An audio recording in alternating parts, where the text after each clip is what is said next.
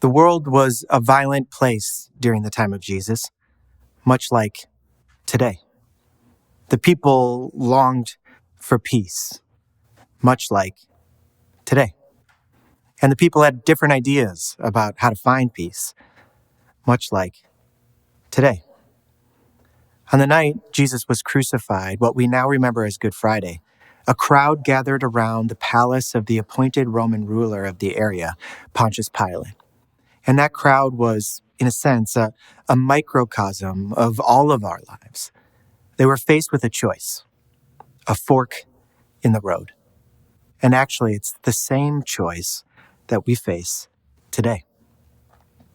It started the night before in a garden, the Garden of Gethsemane. Jesus knew what was coming, and he knew he would need strength. So he takes his disciples to the garden to pray. And when they got there, he asked 8 of them to stay at the gate, watch and pray, he tells them. Then he takes the 3 he was closest to, Peter, James, and John. He takes them into the garden with him. Watch and pray, he says to them too. But apparently they had no idea what was actually happening. Jesus goes on a little further into the garden alone. And what we're told is it's about a stone's throw away. No idea how far that actually was. I guess it depends on how big the stone is or how good of an arm a person has. But the disciples are apparently close enough to see Jesus, maybe even close enough to hear his words. And they watch as Jesus falls with his face to the ground and he begins to pray. He cries out to God. He says, "Father, if it is possible, remove this cup from me." Now remember, he didn't have to go through with this day. He had a choice. And the eternal weight of the universe hung in the balance with his decision in that garden. As Jesus prays, he sweats great drops like blood. Now, people used to think that this was just an analogy, a manner of speaking, but it turns out there's an actual medical phenomenon called hematotrosis, where a person is under such extreme duress that the blood vessels in their forehead literally just burst, and blood enters the pores, and then it pours out in the person's sweat. You might use a phrase like sweating bullets, but here Jesus is just so torn up about what's going to happen on this day that he's literally sweating blood.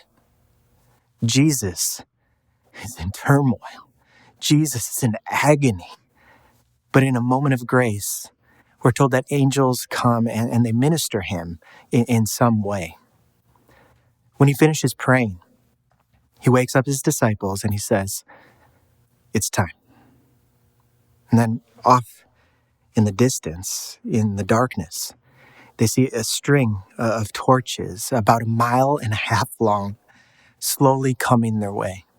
It was maybe 500 soldiers, maybe more, in full armor with swords drawn. Now, don't let anybody tell you that Jesus was some kind of weakling. When they came after him, they brought a whole army.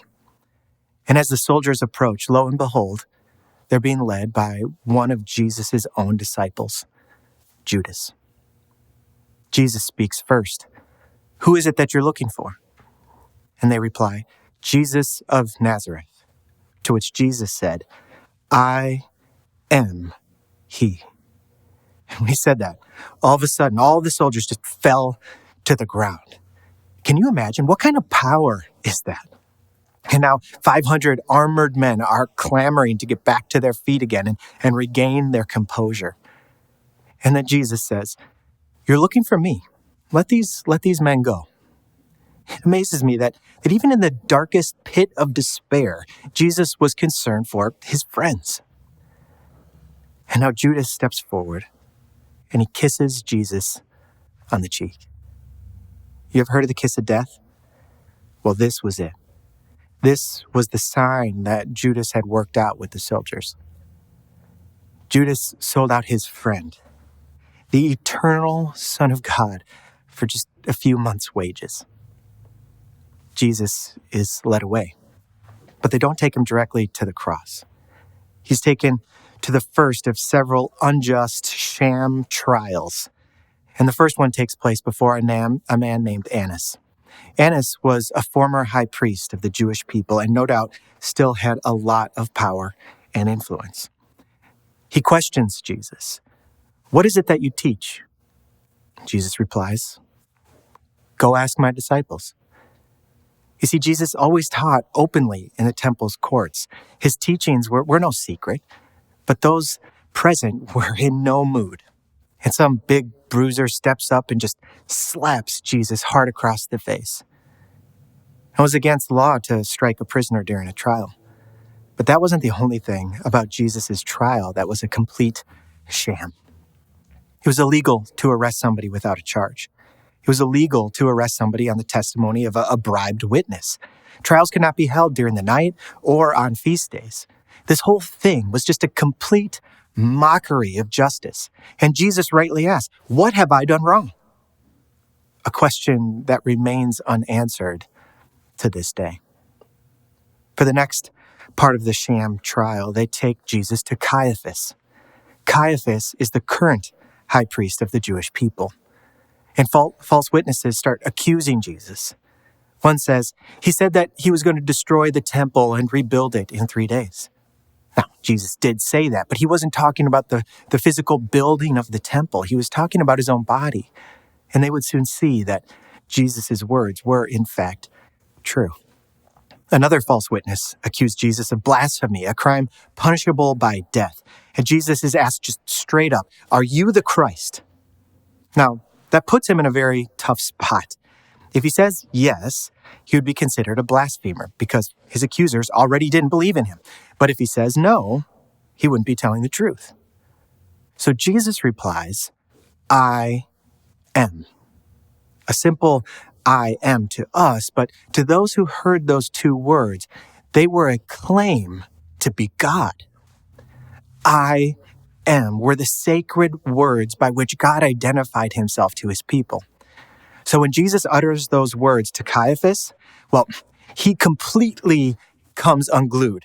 He starts shouting and screaming, and he even tears his clothes. And when Caiaphas was finally done with his temper tantrum, Jesus is sent to be questioned by the ruling council, the Sanhedrin. They were kind of like the Congress of the time. They were the ones who got to vote on the big decisions. And you guessed it, just like Annas and Caiaphas, they want Jesus to be sentenced to death. But there was a problem. The occupying Roman Empire had stripped them of their right to sentence a person to death for anything other than an overt temple violation. And this was not a temple violation, so it's time for yet another kind of sham trial. And they send Jesus off to the residence of Pilate, the Roman governor of Judea. And they send him in the middle of the night. While they're waiting for Pilate to get out of bed, the Roman soldiers, well, they decide to have a little fun with the prisoner. They blindfold Jesus and they punch him and they mock him, saying, "If you're a prophet, tell us who just hit you." And Jesus doesn't play along, but the cruel game continues. These soldiers were professionally trained to use their fists as weapons. Jesus' eyes are swollen, his lips are split, blood is just gushing out. They beat him and they beat him until the words of Isaiah are fulfilled. He was beaten beyond recognition. Finally, Jesus is taken into Pilate. And Pilate asks, "What has this man done?" The religious leaders reply, "If he was not guilty, we wouldn't have brought him to you." How's that for dodging a question? Then they just start making stuff up. He didn't pay taxes to Caesar. Ridiculous. Only a few days before, Jesus had said, "Give to Caesar what is Caesar's and give to God what is God's." They accuse him of causing riots, which actually made them look bad because it was their job to keep their own people under control. Pilate doesn't say anything. After all, he wasn't born yesterday.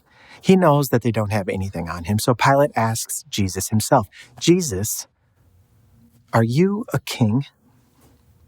Now, if Jesus says yes, that was treason because Caesar was the only king the Romans had.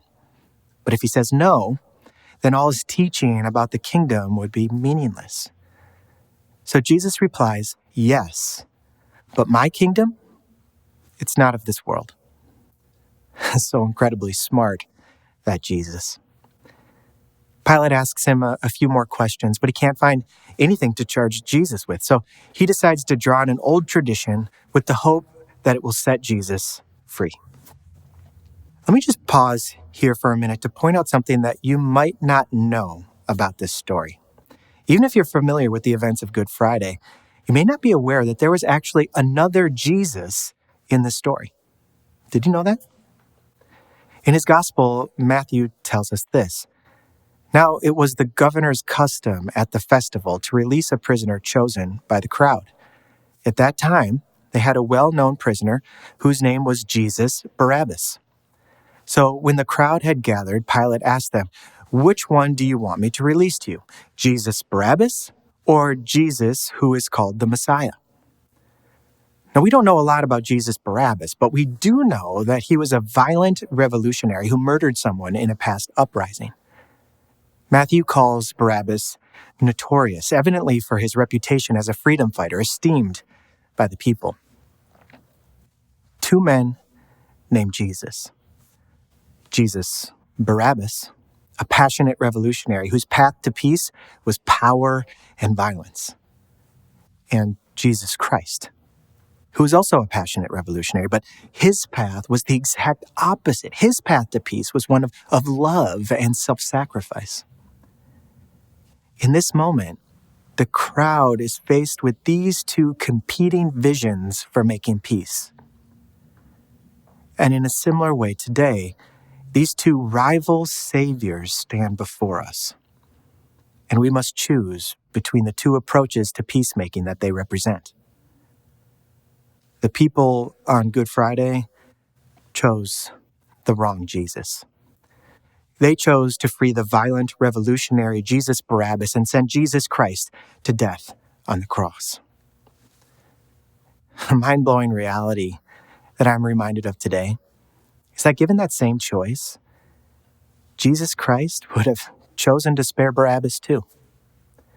Not because Barabbas' path to peace was to be trusted, but because he came to die for all of us who get it wrong, even Barabbas.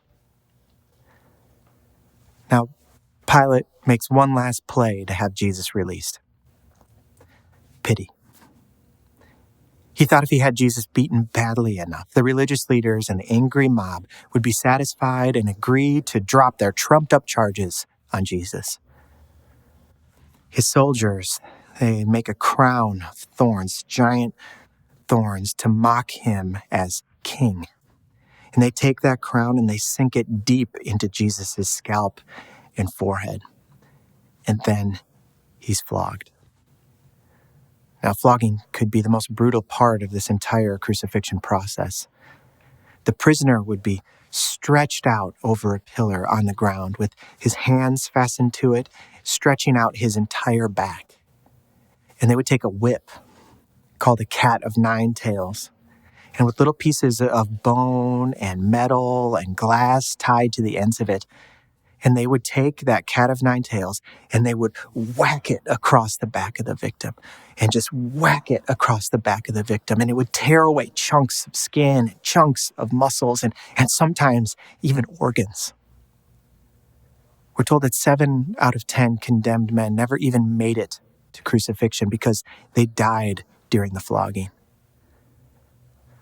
When the victim would stand up, their insides would sometimes literally just fall out because there was nothing left to hold it in. Jesus is beaten within an inch of his life. Pilate takes the battered and bloodied Jesus and he says to the crowd, "Behold the man." The crowd responds as if some demonic spirit had come over all of them, and they shouted with one voice, "Crucify! Crucify! Crucify!" Pilate realizes what he has to do to save his own political skin.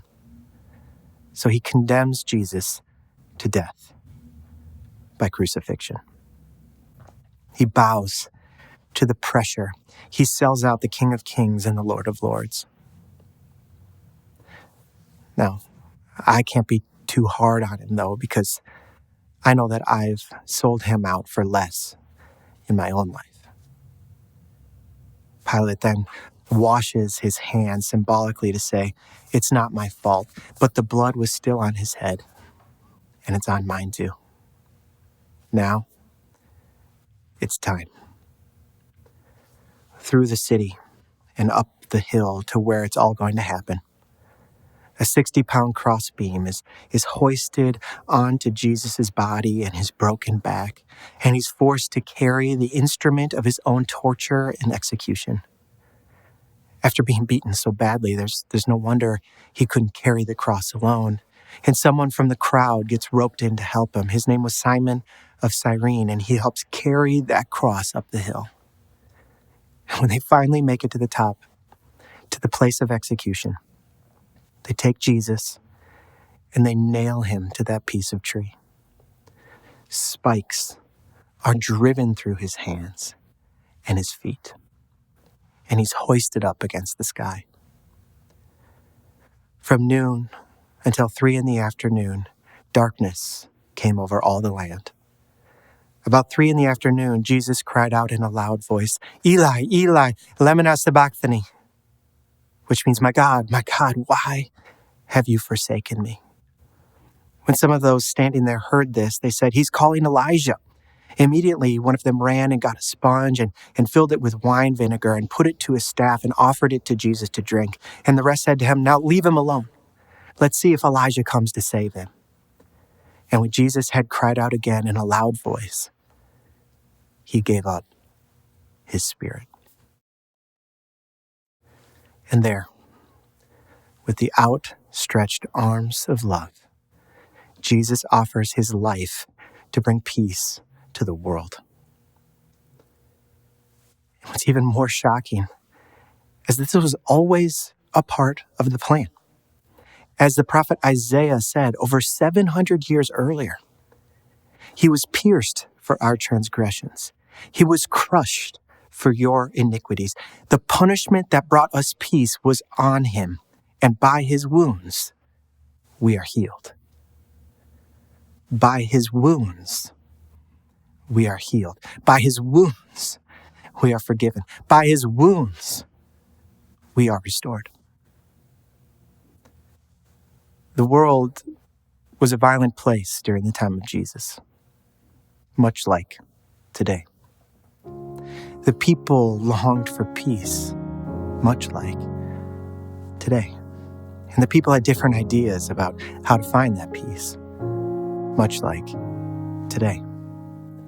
The people on that first Good Friday were faced with a choice, a fork in the road. It was a choice between two competing ways of making peace.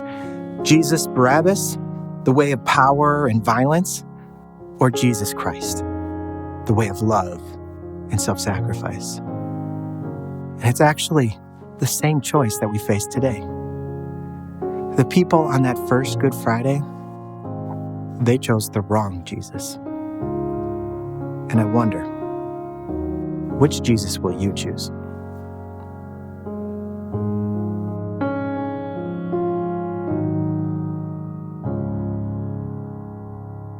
How deep the Father's love for us, how vast beyond all measure, that he would give his only Son to make a wretch his treasure. How great the pain of searing loss, the Father turns his face away, as wounds which mar the chosen one bring many sons to glory.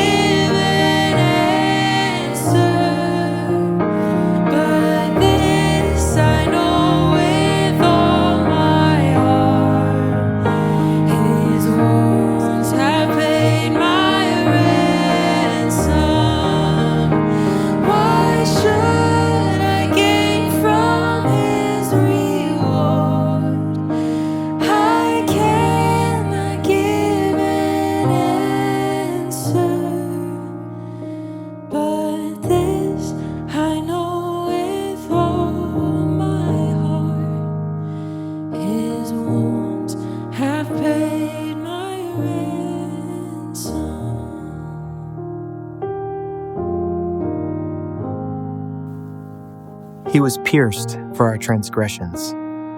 He was crushed for our iniquities. The punishment that brought us peace was on him, and by his wounds we are healed.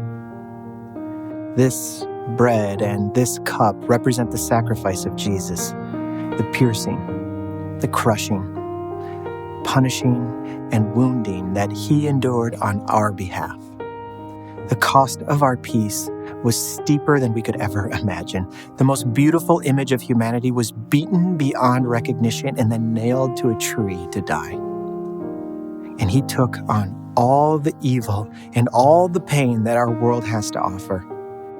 And he did it to create a way for each of us to receive peace, eternal peace, for today and forever. Let's take these elements in remembrance of him.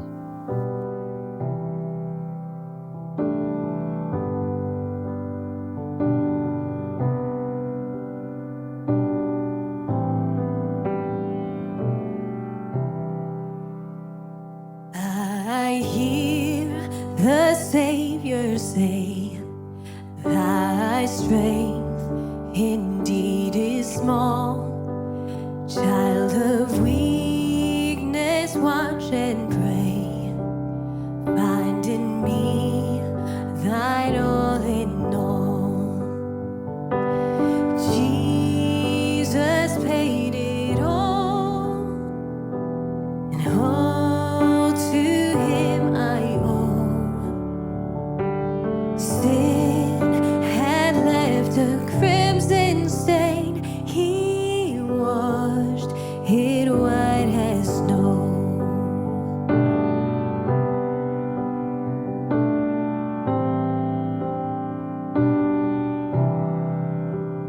Lord, now indeed I find thy power and thine alone can change the leper's spots and melt the heart of stone.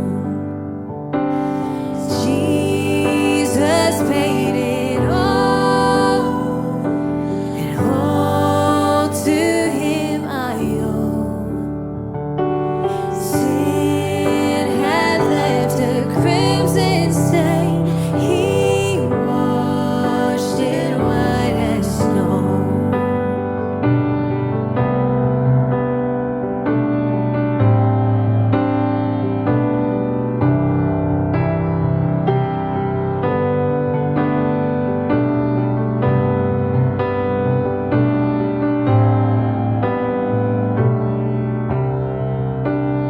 And when before the throne I stand in him complete, Jesus died my soul to save. My lips shall still repeat, Jesus paid it all, all to him I owe. Sin had left a crimson stain. He washed it white as snow. Jesus paid it all, and all to him I owe. Sin had left a crimson stain. He washed it white as snow.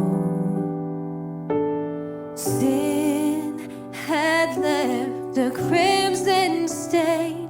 He washed it white as snow.